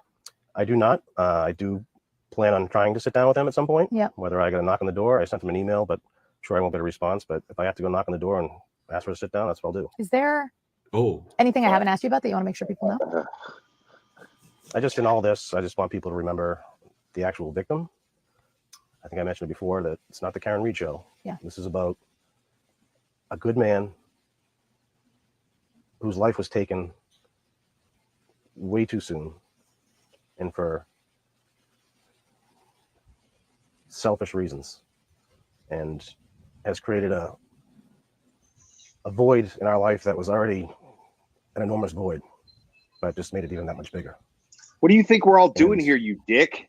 I just want people to remember him, and it's us trying to find the true. Want him to get the justice he deserves. Jesus, that we deserve. We want him to get the justice he deserves too. Thank you. What do you think what do you think Josh Levy's doing, bro? Like, my God. I just love that he's sitting there talking about the great police and all the good things they did. And then when you scratch the surface and you find this incident report, where you can read about how they went to the scene and found On the scene, I checked on the injured operator, later identified as blah, who was operating blah, blah, blah. So to explain to the people, this is the incident report of Paul O'Keefe's DUI car crash. It can be found on Reddit very easily, among other places. But this happened in 2020, right? 2022? This happened October 12th, 2020. There you go. Vehicle 1 was traveling south on Bedford Street. Vehicle 2 was in the northbound lane, turning left into Joe's Gas, 33 Bedford Street. Vehicle 2 turned left in front of Vehicle 1, failing to yield right off way. This caused Vehicle 1 to strike Vehicle 2 and caused Vehicle 1 to veer off the roadway and crashing through the large electronical Joe's Gas business sign. Operator of Vehicle 1 sustained serious injuries and was transported to Good Samaritan Hospital. Operator of Vehicle 2 sustained no injuries and was placed under arrest. Operator of Vehicle 2 received Massachusetts uniform citation, blah, blah, blah. Vehicle 1 sustained heavy front end damage. Vehicle 2 sustained heavy damage to the front passenger side. Both vehicles were towed by the scene. So, a couple of things. We don't have to get like super crazy into the weeds with this, but a couple of things that I would like to point out. For magically, he was traveling. Paul O'Keefe was traveling 24 miles an hour in this car crash. Yeah, which I find amazingly synchronous. Yeah. And wasn't there a picture of what it looked like? Oh, he was total. Yeah, but you have to remember the other car was also traveling at speed, right. so it's not the same. Yeah, the car was totaled though. He struck another car, injured a man significantly, and I should have pulled it up. I don't remember where I saw it. The individual in question, the victim of this crash, filed a lawsuit in June against Paul O'Keefe. Yeah, for a significant amount of money for current, past, and future medical bills because the gentleman got pretty messed up. As O'Keefe spoke, I identified the odor of alcoholic beverages was coming from his mouth. The LeBaron Hill Country Club is a gold club that has a bar and serves alcohol. I asked him if he had any alcoholic beverages, which he, while he was golfing, to which he stared at me blankly for a few moments before stating, "Yeah, I had 3," in a slurred manner. I asked him what kind of alcoholic beverages did he had, to which he stated a slow, confused manner, "Beer." Due to the moderate odor of alcoholic beverages, his slurred and confused speech, bloodshot and glassy eyes, and obvious lack of balance, I asked if he would perform a few roadside assessments to determine if he was okay to drive. O'Keefe stated, "Yeah, sure." So I have a question. Whatever happened to that? Yeah. I believe, well, I know that Karen Reed actually was the one that bailed him out of jail. No, yes. but I mean, as far as the case, yeah, I was going to say, where is this case now? Because if one were to speculate as to what motive he would have to siding with the Norfolk County District Attorney's Office, one might speculate that they could just make that go away, couldn't they? Yeah, that's what when I read this, I started thinking the same thing. His buddy Adam will take care of it for him as long as he, plays PR for them. Right. But let's get through the now, I'm not making any accusations. I'm just no complete speculation. Right. All I'm doing is speculating as to.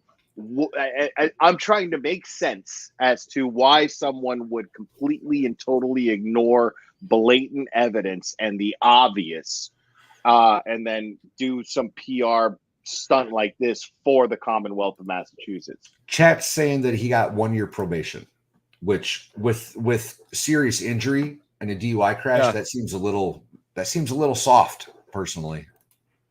Yeah, and he refused to breathalyze. So and he failed all tests, roadside tests. But let's run through the super chats because Val has to get out of here. I think she stayed strong for the kids while around them. I also think the O'Keefes didn't want to lose friends that they had for years, so it was easier to blame Karen and ignore everything else. Yeah, and they probably were in denial. That was the thing that we've been saying the whole time, right? She was the outsider of that group. She was the girl from what the hell is the place she's from? the weird Fall accent. River. Fall River. There you go. She's from Yeah. Fall River, not from Canton. And they told her they had video of her hitting him. Yeah, I think that's why they kind of claimed in the beginning that it was it was an accident. And Jamie Sack here with your normal pickup. Jamie, there's no need to be so angry. It's Friday. Can't you hear the birds chirping? They're telling you, calm down, woman. Janetti did say that at the first arraignment, the prosecution said they had a video footage she hit him. Gaslight her to believe. Yeah. And we were told by the press that they had videos of her as well. So how much can you trust them? Not at all. And thank you, Venus, for the 10 Hong Kong dollars. Oh, that's cool. End of chapter for Karen Reed. Of course, she would not see them again. It doesn't mean she killed John O'Keefe. No kidding. And again, in a state of mind like hers, it's totally believable she said something stupid. Couldn't find the accurate translation of thief believes every man steals. That's a Danish saying, but I've settled on involuntary self-reporting. Thank you, Ellen. Well, in regards to the super chat before that, like it's just not what it boils down to is it's not proof that she's guilty of anything. Not a single bit. That's the best thing that he could come up with as to why he thinks Karen's guilty. Is well, she acted kind of hinky when she was kind of sus. Right, that's not good enough for me, man. And even coming from you, it's not good enough for me. No, not even close. This is why Jamie doesn't listen to your streams. Whenever she participates, you shout her down, and when the Yingling flows, nobody gets a word. Sorry, Brandon. And Fuba with the $2. Thank you, Brandon. Thank you for giving him the business. Shush, Jamie. That was good, I said. Listen to what I'm saying. And Solomon's, thank you for the super sticker. Oh, anyone that sees Kevin's video of reenactment will think Trooper Paul is a crash daddy. That guy's an Anyone idiot. that sees Kevin's video and believes anything in it needs to get their head checked. I don't know who's a bigger idiot in the situation, Kevin or Trooper Paul. Has he come at you, Will? No. Oh. No. I think Plevin's actually smarter than Trooper Paul. Believe it or not. I think he might even be. Yeah. But has he tried to attack you yet? What were you asking, Paul Baker? Sorry. Have he attacked you yet, like he does with the young jerks all the time? Who, Plevin? Yeah. On Twitter he does. Like when you hear him say the grifter, he's talking about me. Oh. So but on Twitter he takes his little jabs, yeah. But he's nothing. Yeah, he just won the engagement. Right. And the parents got a new home, and Paul got a remodel. Who's the one grifting? Well, yeah, it's personal between him and Mike.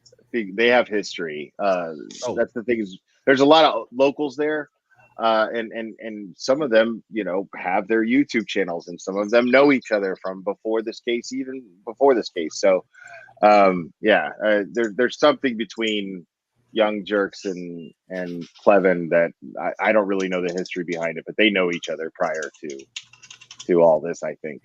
But I'm not 100% sure on that. But there's definitely something between them personally that I don't fully understand. And Kevin now have sources he's trying to get on who claims that Reed has been paying him for the last year to promote her on social media. Apparently now she stopped paying and he's speaking out. I don't know anything about that, but I bet if they had any arrangements, there would be an NDA involved in that. I think her lawyers are smart enough. If you hire social media something to do something, you get an NDA on them. Does this interview push Morrissey to retry Karen Reed? I don't believe it does because he doesn't have a case.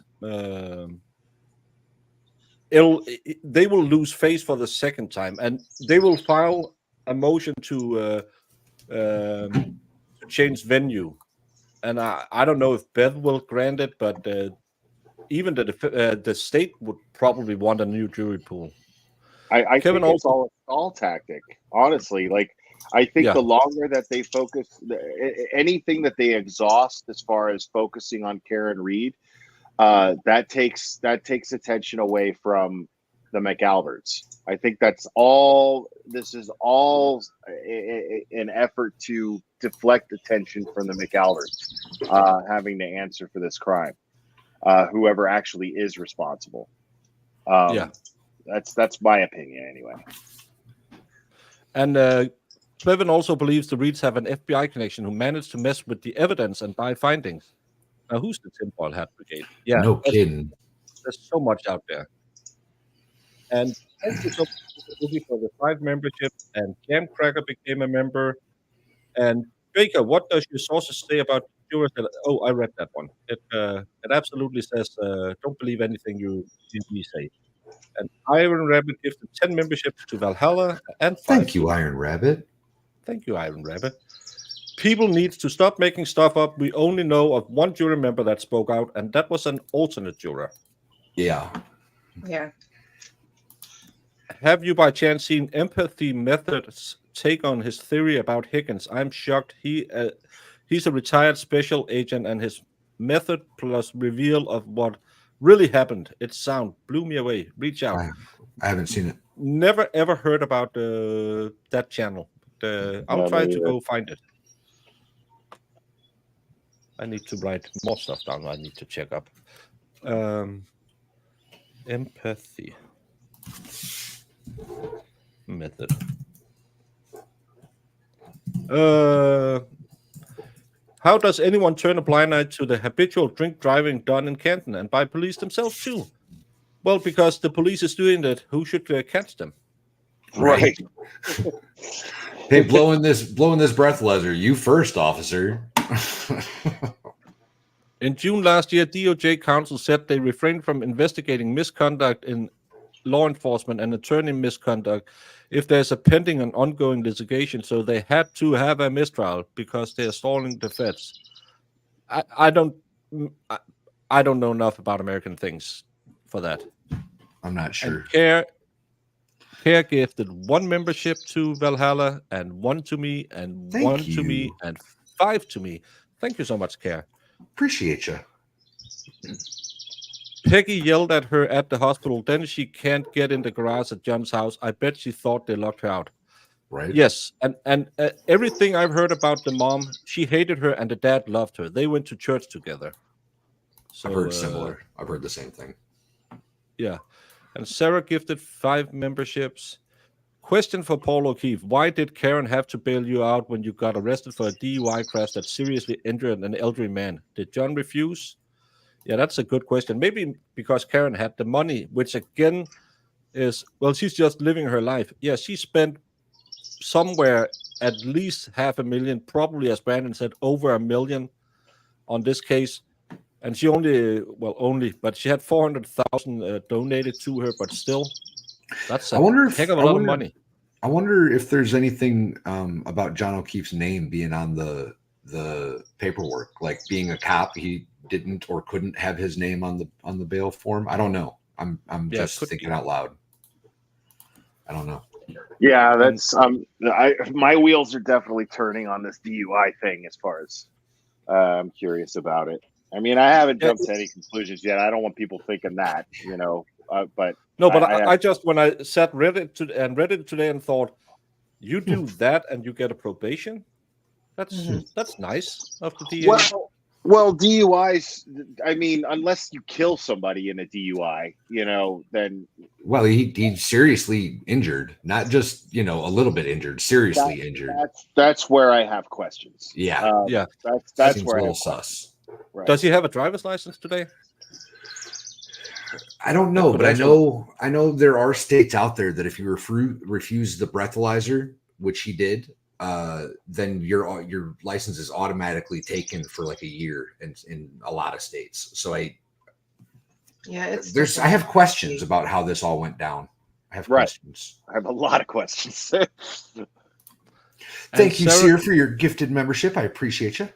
and she gifted another one. And Bad Thank Duck you. also gifted 5. Thank you, And Bad Duck.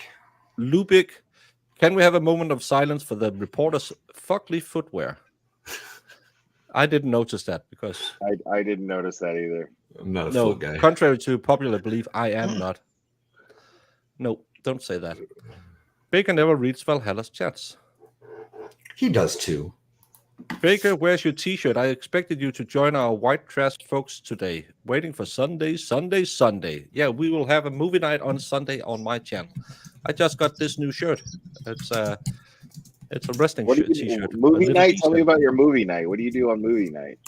We just they just watch movies because they start at 12 a.m. my time, so I go to bed. But we watched the Barbarian Brothers once. We watched The Patriot yesterday. I watched The Patriot last night too. Like watching The Patriot on 4th of July for me is the same as watching Die Hard on Christmas. So like it's a tradition. I do it every year. But yeah, we just watch 2 movies every Sunday on the Discord. So and Jamie's in there making sure everyone is yelled at, so they are ready for a new week in trial. Jamie yells a lot, y'all. We just like to have a relaxing Sunday and hang out. Yeah, what's the movie next Sunday? Can you remember, Jamie? Stand By Me. Oh, that's a good movie. Is what everybody picked. We do like a poll and then put a bunch of movies on there. People like vote, so that's how we do it. Oh, that's cool, man. Yeah, but we try to build a community, because now when there's no trials and stuff like that, we can hang out in there and talk for a bit. Yeah. And it'll be Stand By Me, and normally he'll have another movie. But I think they did Piranha Double D's at one point. God, that's so stupid. Oh, I would love if we could do an early one and watch The Birdcage. It's my favorite movie. That's so funny. Someone asked why I'm not on camera. I'm not in my studio right now. I no way I'm going on camera right now. Yeah, I'm working, so that's why I'm not. I'm in my bed right now. Well, that's better than that's a different website, buddy. That's a different one. Yeah. Well, that's where his camera is streaming to right now. Totally. No, but this was the interview. It was way worse than I believed it would be. I actually have to say, I've watched parts of it and I got angry and I stopped watching it so I could give an honest reaction. This was worse than I thought it would be. It very much is a fluff piece, y'all. It's very much a cover for Lally and the prosecutor's fluff piece. There's nothing about this interview that did anything other than that, right? He's pulling at heartstrings. Oh, poor my family. Oh, poor me. And granted, they are hurting, right? That is one thing to keep in mind, that they did lose John O'Keefe, but this interview is solely out there to generate a public force to counter all the pink shirts, as they call them. Right? 100%. That's exactly the purpose for this interview. That is the one and only sole purpose of that interview whatsoever. None other reason whatsoever. I agree. 100%. Yeah, and again, remember how it was. Text messages. What did they say? Peggy and what's the other name should have stepped up and done more.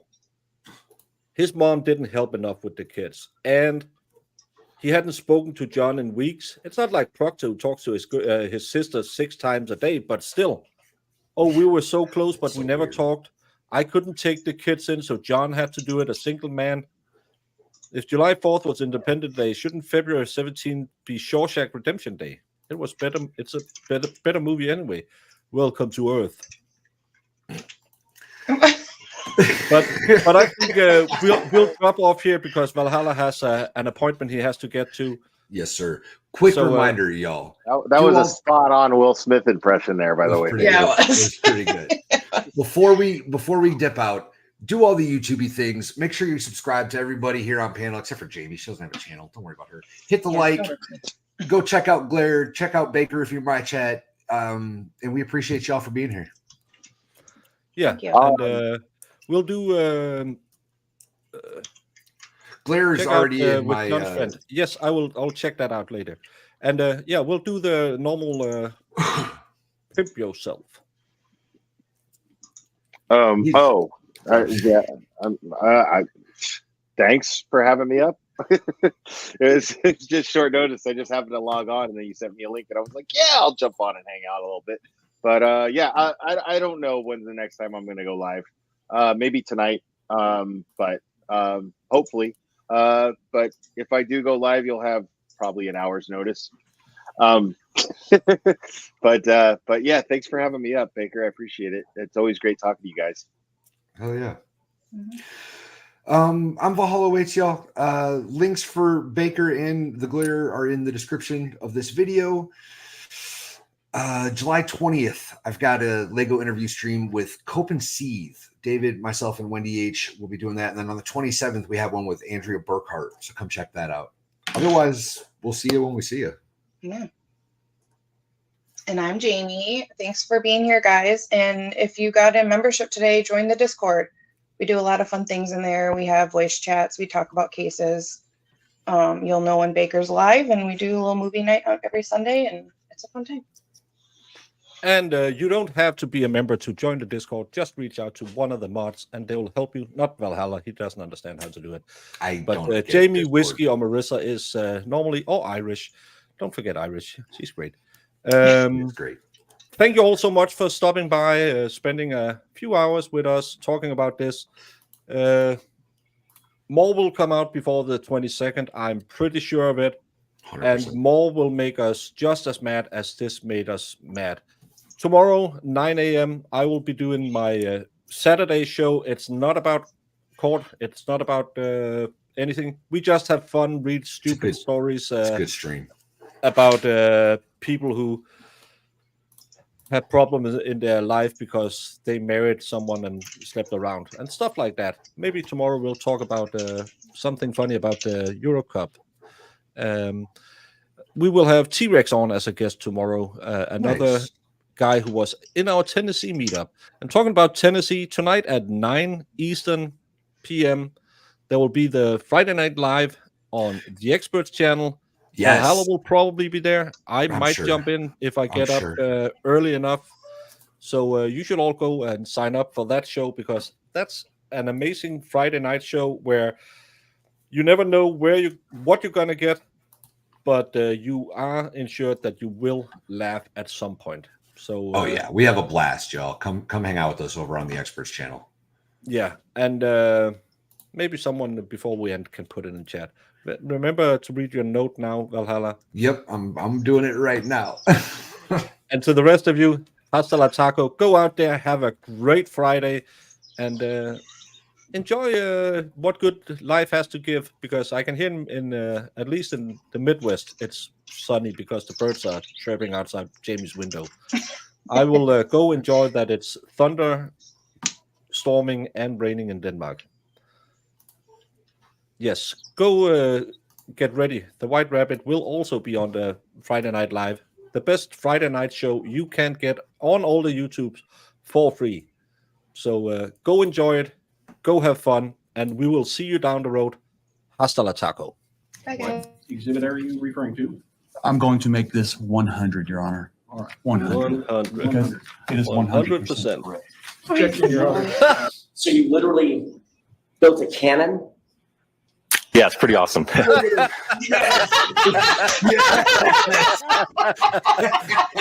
right, I'm in love. Go back. Please do that again. Oh, that was the cutest thing I've ever seen. While I'm waiting for this, did you, whether it's true or not, believe that Mr. Randolph had slept with your wife? I wouldn't have cared. You wouldn't have cared? No. Did you believe he had slept with your wife? No. Did you believe he slept with your mother-in-law? Probably did. Everybody has. So there- Everybody has.